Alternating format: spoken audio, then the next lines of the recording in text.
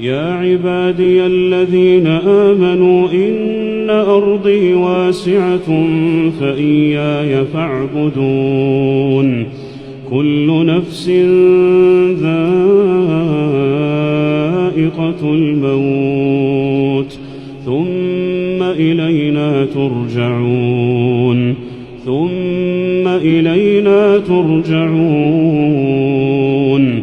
والذين آمنوا وعملوا الصالحات لنبوئنهم من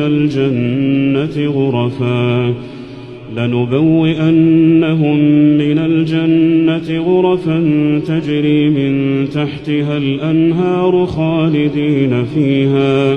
نعم أجر العاملين الذين صبروا وعلى ربهم يتوكلون وكأين من دابة لا تحمل رزقها الله يرزقها وإياكم وهو السميع العليم.